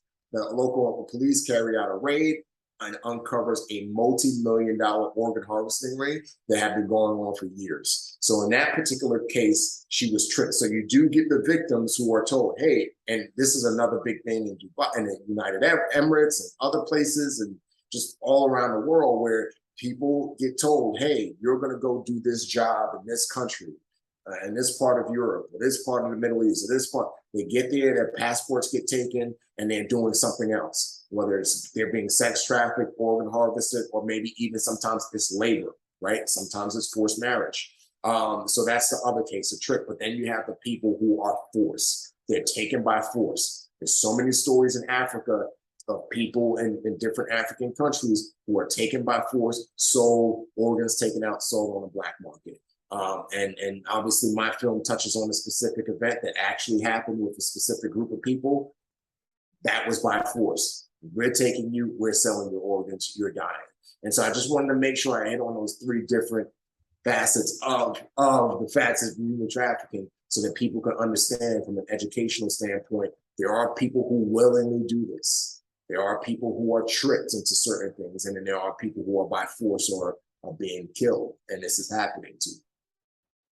Remi, thank you so much again for creating this film. We're so excited, and I know people listening are really excited to see it. I'd love for you to let us know, what is it that you hope to get out of releasing this film, and where can people find it? How can they watch the premiere, and where can they find it once it's out? Yeah, the big thing I want people to get out of this film is that this happens. I've been doing a lot of interviews over the last 3 weeks, so many interviews. And like I did with your group, I send the film first so that people could have the context before we jump on it. One of the first things I said, I didn't know that happens. I didn't know that human trafficking was real. I didn't know that organ harvesting happened. Dude, it was so crazy, but it makes sense. I get it, and so that's what I hope this film does, is it makes people realize this happens. That's the first thing. And the second thing is it motivates them to do something. I hear people say all the time, so many people from all kinds of different backgrounds, all different political spectrums, all different creeds and colors. I hear them saying, if I lived in the 1800s when slavery was prevalent and thriving, I'd do something. I'd fight against slavery. I'd protect, I'd protect runaways. I'd go to war. I'd completely shut it down. I hear that all the time. Well, guess what?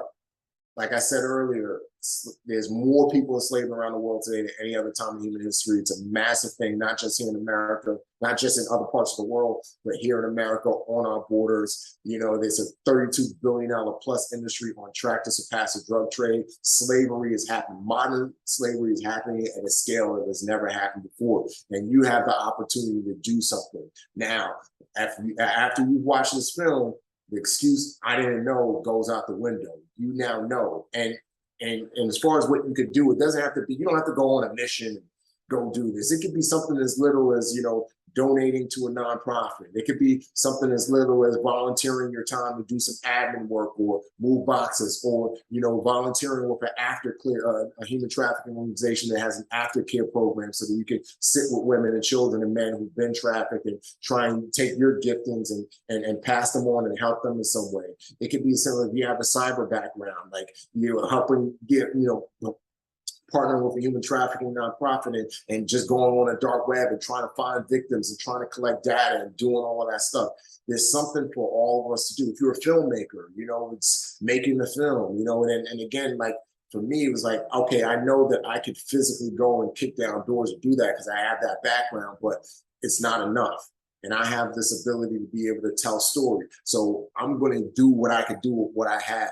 And so that's what I say to people. I hope that it makes them aware of the realities, it motivates them to do something, and then they take the time to figure out, okay, what is it that I can do? Another thing that you could do too is you can go on, I'm sure on your podcast, you've done multiple talks on this, the signs and symptoms of a trafficked victim.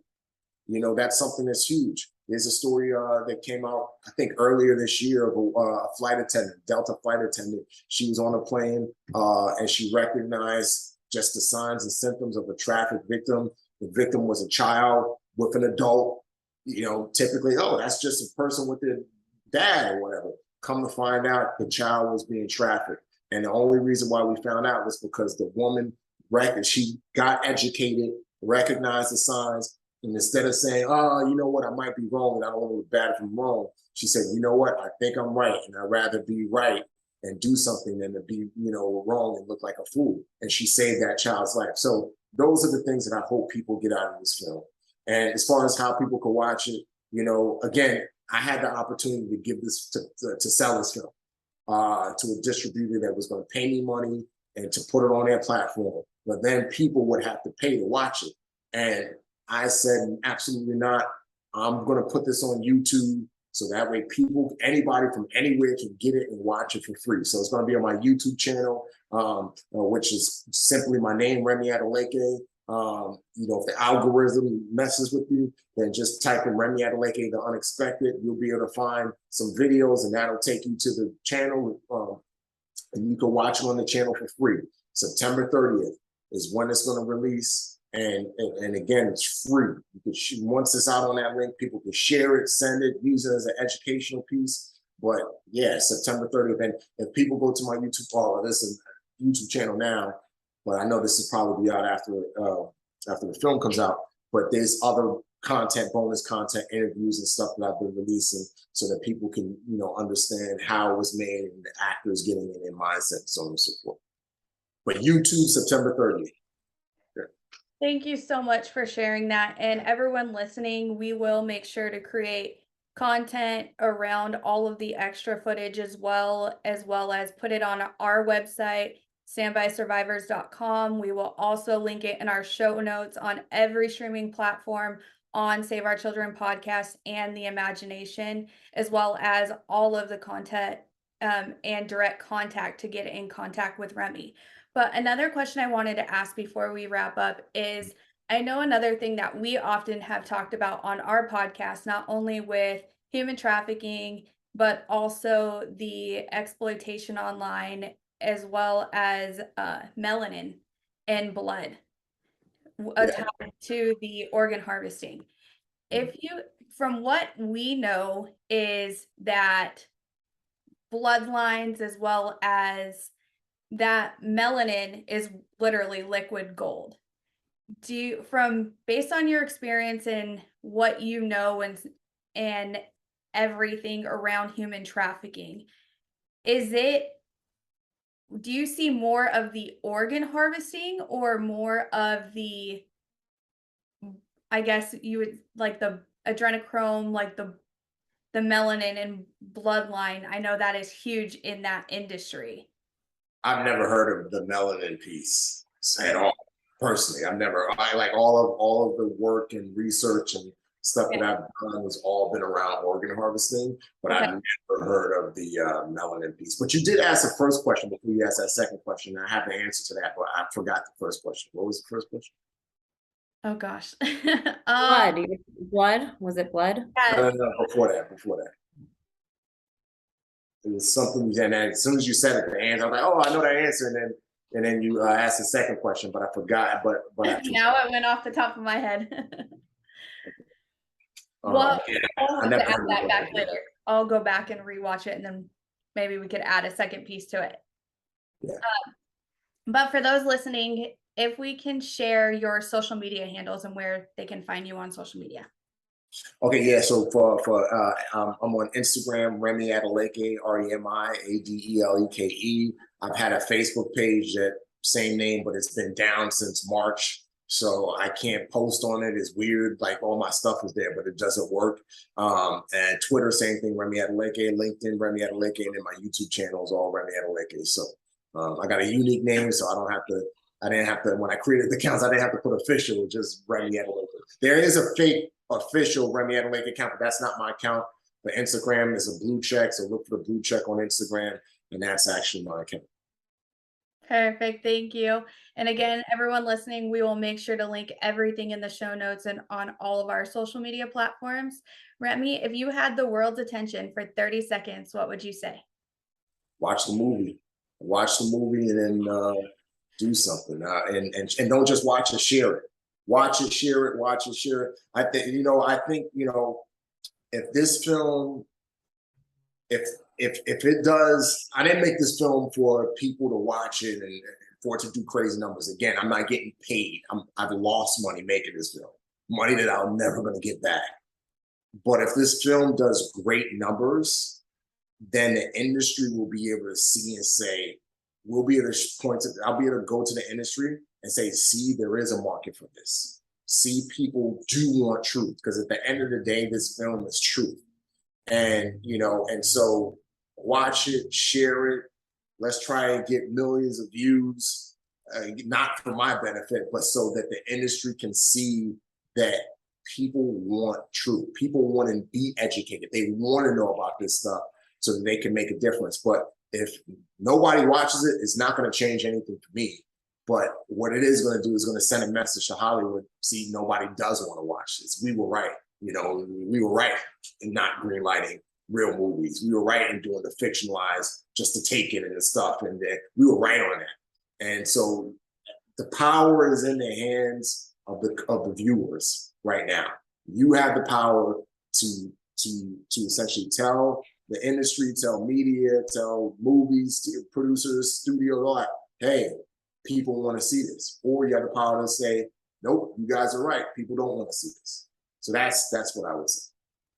Thank you. And one thing I want to point out with what you just said, as far as making sure this was going on a platform that was free, that everyone could see. One thing too is knowledge is power. Once you know better, do better, and follow the money. One thing that you've heard us, everyone listening, often talk about on both of our podcasts is when we learned about human trafficking and the underbelly of it and working hands-on with survivors. It is important to do your research, as well as when you get involved, really follow and make sure you're supporting the right organizations, because there's so many organizations out there who say that they're helping save the children, that they're helping the survivors, and they're not, which it does a disservice to the movement, because then you have creators and not only authors and film directors like Remi who are out here investing in themselves to get the message to us. But even like with us, when we first started learning about all of this, we couldn't find anyone locally that we knew enough about or got information on who was actually boots on the ground doing the work. So it actually led us to starting our own podcast, raising awareness, and it allowed us to open our own organization so then we can help survivors and put the money directly into survivors and content creators and film directors' hands and people that we work with hands on, so we know that that's where the money was actually going. So also make sure to do your research, and then as well as, again, we live in a world of censorship. So liking, sharing, commenting all of the film footage, even if it gets taken down, however that may look like, This is an important message and uncomfortable conversation everyone has to start to having a conversation about. And you will often hear me say on our podcast, with us living in Arizona, those of you who don't believe it's real, please come to the Arizona border. Fentanyl is a huge thing right now. And there is babies coming across the border that are dead and being stuffed with fentanyl, and they are sold into the lines of human trafficking because the mom carrying them across, or whoever that person may be, has already made that arrangement prior to them crossing that border. The baby, again, is dead, and there is fentanyl stuffed in that baby, and that is how the drug trafficking is taking place, which is now, yeah. I've seen pictures where I have a buddy of mine who's a border patrol, still is a border patrol agent, and he showed me pictures of after they uncovered the baby, they unswaddled the baby and saw the stitches on the baby. The baby was dead, and that's how they're trying to move them in, because they figured, oh, nobody will notice a baby that's swaddled up and asleep. The baby's asleep. Don't disturb the baby. And the baby's not asleep. The baby is dead and stuffed with drugs. I've seen pictures. So that is not a wise tale or something fake. I've seen actual pictures of dead babies who were stapled back together after being packed full of drugs. It's real. And going back to your point, I agree with you 110%. There are so many fake nonprofits out there. Just like, it's just like anything. It's just like the church. You get churches who are just like money grab, freaking, what they call it, wealth and prosperity, preaching and teaching, and then give me money, and they're not really preaching the gospel. They're not really living out. And then a lot of the same churches get caught up in scandals all the time, and things come out later. There are nonprofits like that. This relates to human trafficking. A whole lot of them. They get donors, they get a lot of people, they put up glamorous pictures and videos and all of this stuff saying, look at what we're doing. Some of that video content and pictures not even from stuff that they've done. And then on top of that, they're just lying to the public, and because they've been able to create a marketing machine, because that's all it is at the end of the day, it's turned into a marketing machine. They're not going to stop, because they need to keep feeding the beast. And I've been around that. I've seen that, and it's disgusting to me. And so, yeah, like, you have to really do your research when you're thinking about partnering with a nonprofit, whether it's giving them money or anything. Don't be deceived or say, oh my God, watch a video. Oh my God, like, this is so heart-wrenching. Here's my money, take this. Like, really do your research to see if they're actually doing the work. And if there's any hint that they're not, there's a whole lot of other nonprofits out there as it relates to human trafficking that are doing the work. I've never wanted to get into the nonprofit space, and whether it's in ministry or not, like, I've been offered ministry jobs. I say no, I never, because I know I have all of this other stuff going on, and I never want anybody to say, oh, look at Remi, he lives in this house, he has his car, he has this, he's taking that money. No, and even with like I said with the film, that's all my money. Most of it is my money, $150,000. I didn't beg people to give me money, and I did with some people who were like, hey, I'll give you a few thousand. I put up my own money, because I don't ever want somebody to come back and say, see, Remi just did this, so he can get money. So do your research and find the right partners, because there are a lot of sketchy partners out there. And the reality is, some of them are big, and they got big brands, and they got a lot of stuff. And because of that, they're able to portray this image that they're doing something, and they're not. So I agree. Yeah. And honestly, thank you so much for keeping the integrity around this conversation, because that is something that was personal to our heart.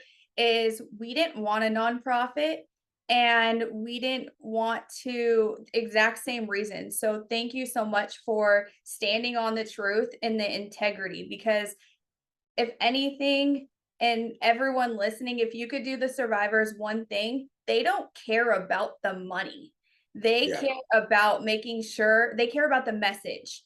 They care about making sure this does not happen to anyone else, and no one has to endure what they went through.